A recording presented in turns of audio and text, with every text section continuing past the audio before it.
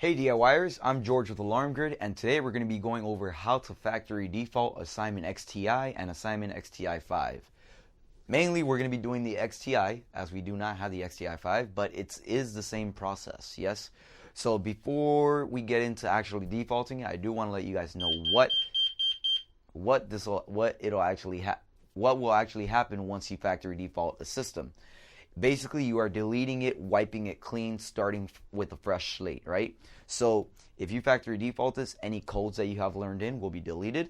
Any zones you have learned in will be deleted. Any deep level programming or any special configurations you had set in programming will also be deleted. Now on this system, I actually have a motion learned in.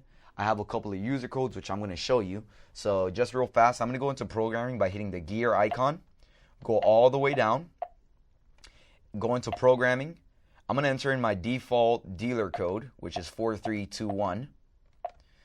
Obviously, yours could be changed depending if your monitoring company has changed it. And if I go to access codes, you're going to see I have a lot of codes in there. After we factory default it, that will be back to normal. I'm going to go ahead and close out of that.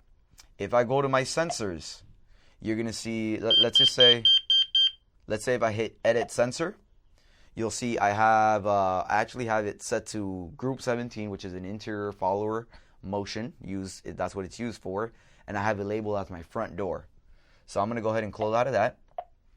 And after factory defaulting it, you're going to see that those settings, the user codes, the zones are no longer in there. So to start off, to factory default, you need to take off this trim.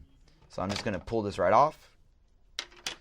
Now, this button here on the bottom left hand side, this is the reset button. This is the button we're going to hold down after powering down the system to default the system, right? So I just want you to be aware where that button is. It's right here. So now we have the trim open.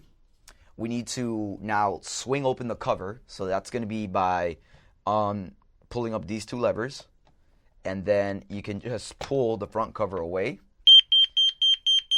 First thing you need to do is unplug the backup battery. You're going to see a little black spot or a little black lever here.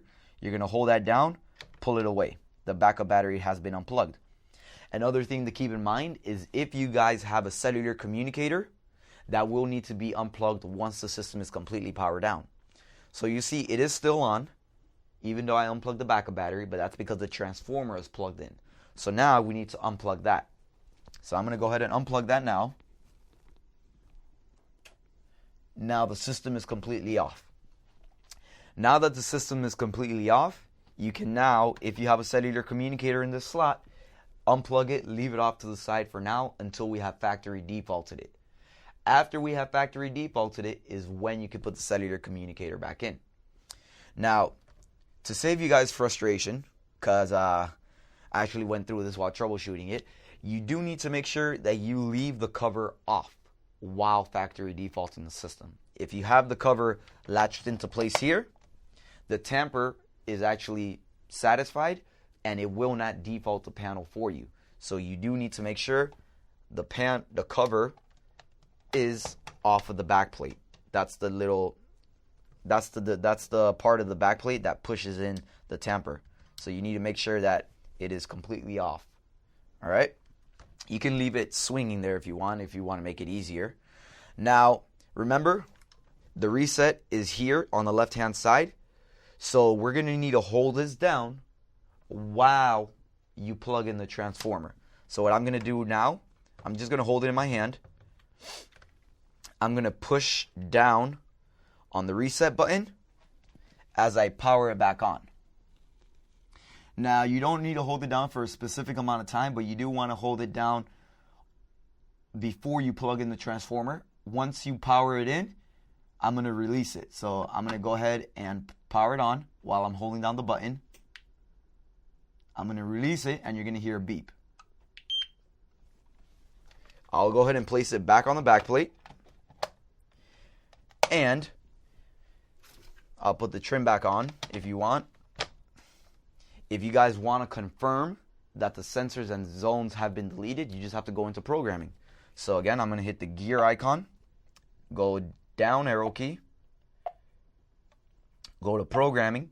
I'm going to enter in my default dealer code, 4321, hit OK. Now if I go to access codes, it should be all set back to normal. There are no more user code 1, user code 2. My master code I had set to 5555 before. It's no longer there. Now it's defaulted at 1234. And my installer code is now set to 4321 instead of 4112. I'm going to go ahead and hit close.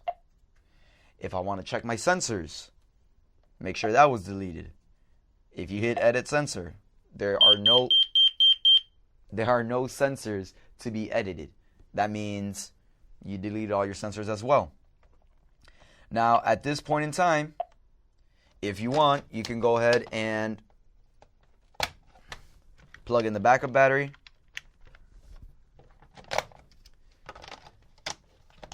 If you have a cellular communicator, you want to make sure you power down the system, then plug it in and power it back up. But there you go. You have it. That is the easiest way to default a Simon XTi or XTi-5. Keep in mind, doing so will wipe everything out, so you're starting fresh. You'll need to reconfigure all of your zones. If you guys have any questions whatsoever, you can email us at support@alarmgear.com. If you found this video helpful, make sure that you hit like underneath. Make sure that you subscribe to the YouTube channel, and make sure to click that little bell notification icon. That way you get notified anytime we upload new content, which is pretty much daily. All right?